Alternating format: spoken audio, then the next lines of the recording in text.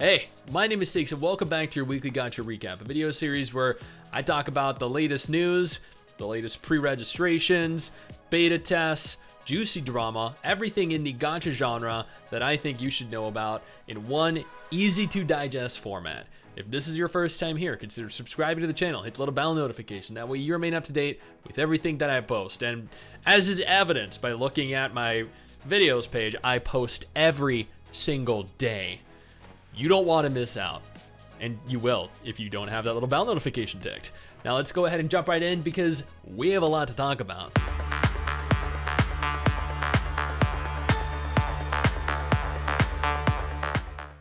Let's start this off with Reverse Collapse. This is a gacha game that I covered, I think about a week and a half ago. They announced that they were releasing. This is the game that was made from the Girls Frontline developers. They have been review bombed, according to this Reddit thread, exclusively by Chinese players over the Girls Frontline 2 drama that is happening recently. If you're unaware of the Girls Frontline 2 drama, it has been embroiled in it, I think, for months now. From what I can tell, global players do not seem to be affected. It's mainly just Chinese players.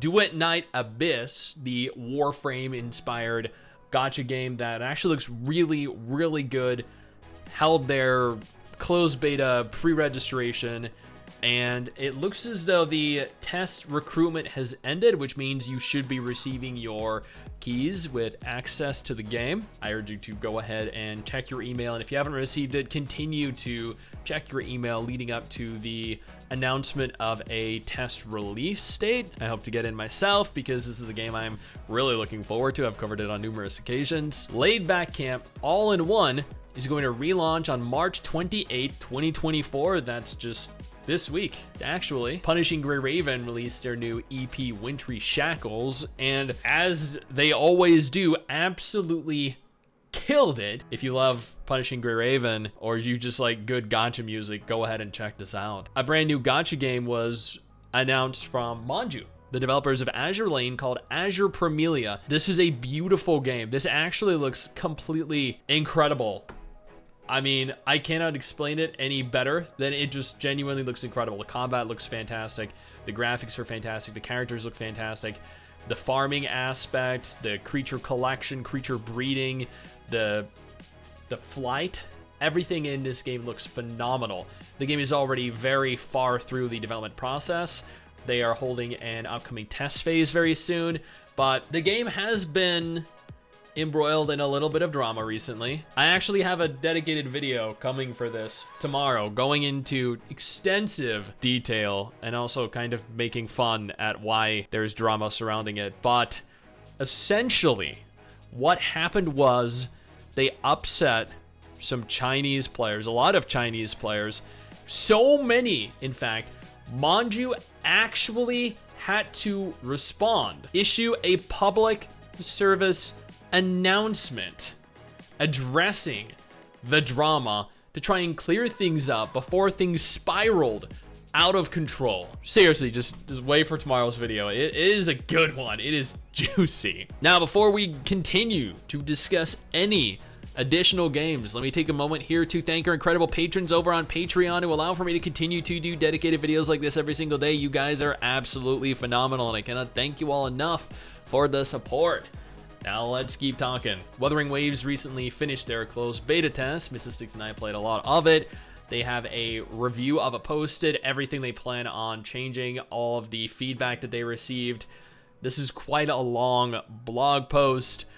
I'll probably have a dedicated video of that up as well, going over everything, because it is a lot to go through. A lot of it is good. A little bit of it I'm kind of confused by. I'm not sure why they opted to kind of focus on that specifically. Nikke has fully rolled out their ReZero event, and admittedly there has been quite a bit of drama surrounding it, and that is due to the outfits. Actually, players were upset that the characters are a little more covered than they should be, but more than that, they actually released outfits for the characters, and the outfits cover them even more, which is actually very bizarre. I've never seen, oh, okay, hi. I've actually never seen, oh my god, I gotta stop scrolling down here, I think.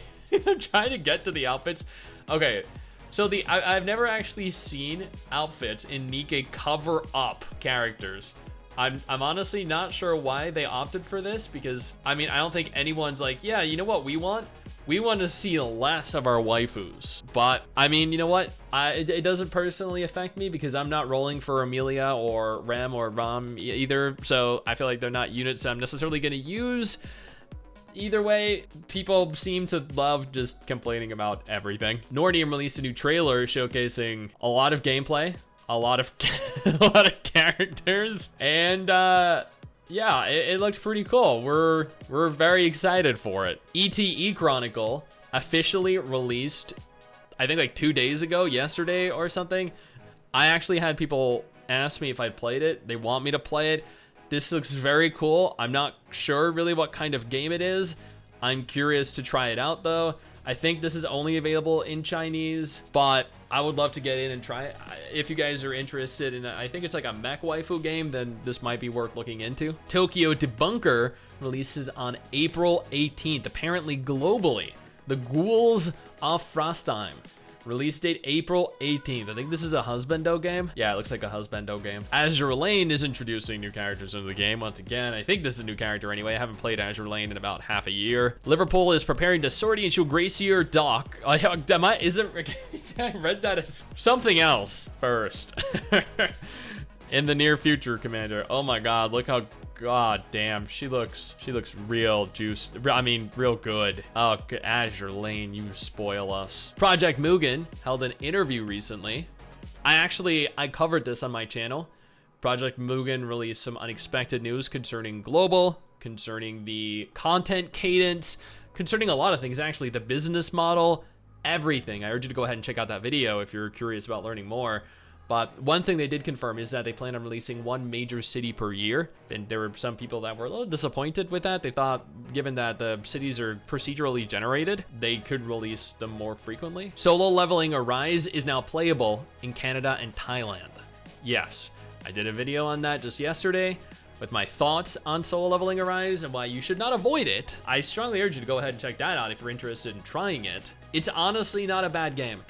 The monetization for the game is bad. The RNG, the rates for your character acquisition, horrible. But honestly, not a bad game. Black Stella Ptolemaea, which I actually thought was dead, honestly, apparently is resuming service on March 28th after long-term maintenance, which is good news for people that actively play the game. Blue Archive restarted their Get, Set, Go Kibito's Halo Festival. Oh my God,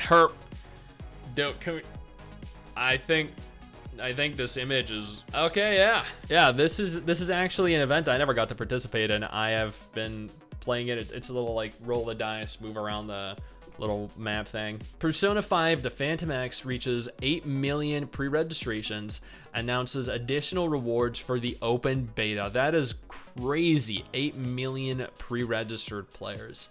Additionally, Persona 5 The Phantom X is going to be releasing on the 12th of April in China, which is great news. I'm excited to try this out. I've actually never played a Persona Gacha game before, so it could be very interesting. Much like Punishing Grey Raven earlier, Arknights released a brand new EP titled Beautiful and Lovely, and that perfectly describes exactly what this song is. Finally, Zenless Zone Zero is holding their amplifying test. Not only are they holding their amplifying test, pre-registrations at least for it, but they've announced they're going to be overhauling numerous aspects of the previous test in an attempt to appease people that were upset based off of what they played, what they experienced, and what they saw. They're also introducing a new character for this test phase, so that could be a lot of fun. I did a dedicated video on that, going into detail everything that's being changed, so if you're interested, go ahead and check that out. Otherwise, if none of this is of any interest to you, absolutely no problem. I got you covered with 2 different videos on screen right now. Might be more up your alley.